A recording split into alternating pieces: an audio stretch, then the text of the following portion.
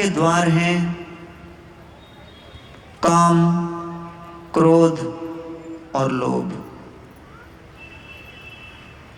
तस्मात् एतत् त्रयम् त्यजेत। हे अर्जुन, अगर आप अपने मानव जीवन को सफल बनाना चाहते हो तो इन 3 खतरनाक वैरियों को समाप्त करो।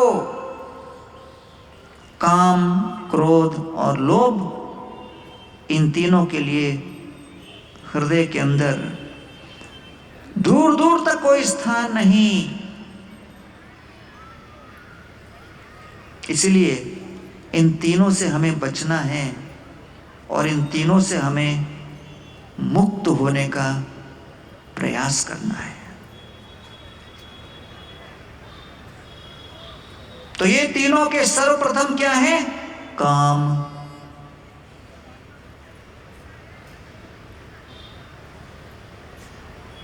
अर्जुन 3 अध्याय में भगवान श्री कृष्ण से प्रश्न पूछते हैं, अथ केन प्रयुक्तोऽयं पापं चरति पुरुष अनिच्छन्नपि वार्ष्णेय बलादिव नियोजित। हे कृष्ण, हम सभी के हृदय के अंदर कभी कर्तव्य पालन की इच्छा भी होती है तो कई प्रकार की ऐसी बाधाएं उत्पन्न हो जाती हैं जिसके ऊपर हमारा वश नहीं होता। एक दिशा में कार्य करने की इच्छा होती है लेकिन ठीक उसके विपरीत दिशा में कोई अदृश्य शक्ति हृदय के अंदर इस प्रकार झंझोर देती है जैसे नवजात कदली फल को एक भयंकर आंधी और तूफान आकर आंदोलित कर जाए तो वो तत्क्षण उन्मूलन हो जाता है। उसी प्रकार हमारी सारी योजनाएं, हमारे सारे स्वप्न क्षण भर में इन विभिन्न प्रकार के आक्रमणों से ध्वस्त हो जाते हैं। ये वो ऐसी कौन सी शक्ति है जिसके आक्रमण के सामने शक्तिशाली, बुद्धिमान और हर प्रकार के राजनीतिक शक्ति रखता हुआ व्यक्ति भी बेबस, लाचार और कठपुतली बन जाता है। तो भगवान श्री कृष्ण कहते हैं, अर्जुन, उस अदृश्य शक्ति का नाम है काम। काम एष क्रोध एष रजोगुण समुद्भव महाशनो महापाप्मा विध्यैनम इह वैरिणम। हे अर्जुन, वो खतरनाक शत्रु का नाम है काम वासना, जो रजोगुण से उत्पन्न होती है।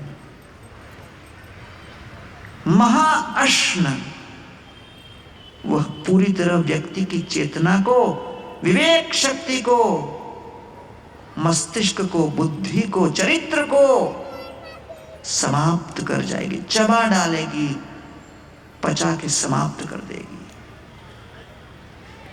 महाश्नो महापाप्मा विध्येनम इह वैरिणाम।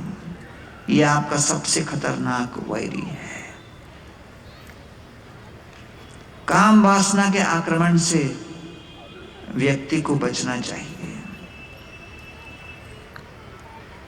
एक व्यक्ति थे, बहुत दिनों के बाद अपने मित्र को मिलने गए। उनका मित्र पागलखाने में डॉक्टर था। उसने कहा कि मैं आज तक कभी पागलखाना देखा नहीं दोस्त, थोड़ा एक सैर कराओ। तो उनके मित्र डॉक्टर ने कहा, चलो भाई, आपको दिखा देते हैं कि मेरी जीवन की क्या दशा है।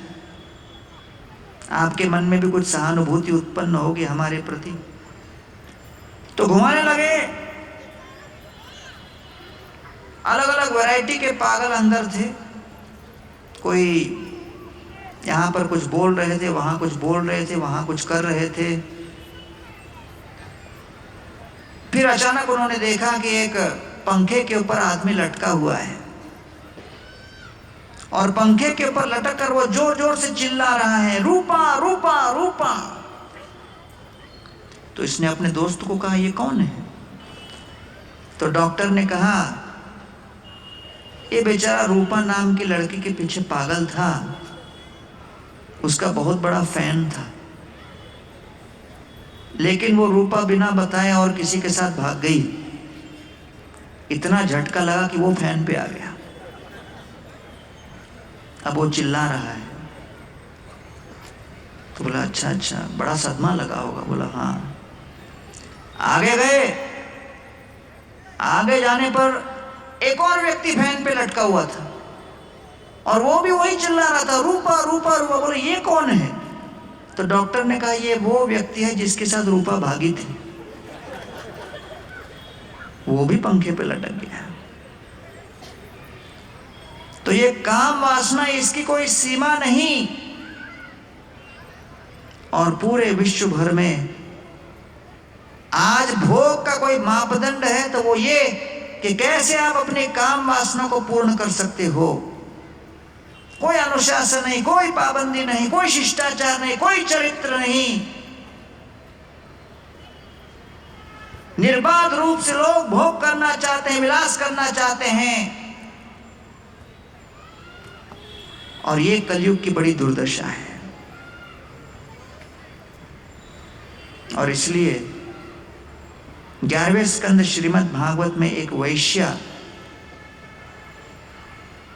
जिसका नाम था पिंगला, हर प्रकार से काम वासना को पूर्ति करते हुए उसने जीवन व्यापन किया था। लेकिन आत्म साक्षात्कार को प्राप्त करके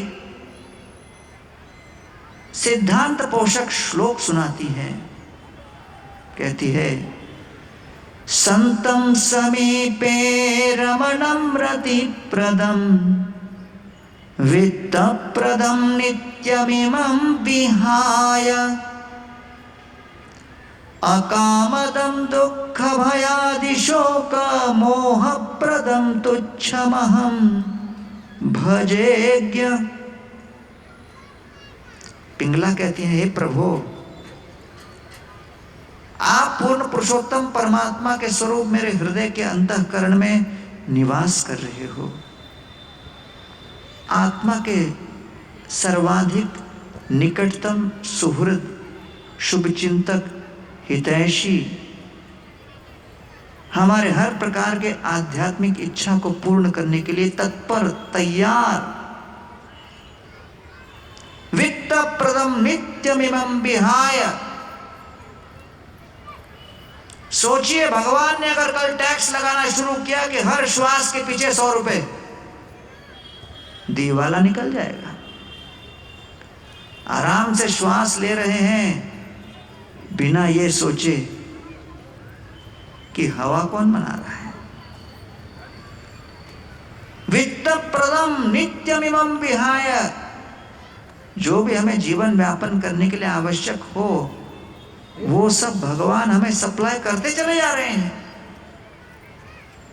लेकिन उसको हम भूलते चले जा रहे हैं। तो पिंगला कहती है, अकामदम दुख भयादि शोक। और ऐसी इंद्र तृप्ति की लालसा को पालते हुए हम हमेशा परेशान रहते हैं, क्योंकि जिसकी इंद्रियां नियंत्रित नहीं, उसके जीवन में कभी संतोष संभव नहीं। दुख, भय, शोक, मोह, इन सभी का अनुभव हम करने लगते हैं। इसलिए काम वासना से मुक्त होना आवश्यक है। और जब काम पूर्ण नहीं होगा तो अपूर्ण काम क्रोध के रूप में परिवर्तित होता है। और जब क्रोध हावी होता है तो उस क्रोध के आक्रमण से हम लोग हर प्रकार के अनाप शनाप करतूत कर बैठते हैं जिसके ऊपर हमारा कोई नियंत्रण नहीं।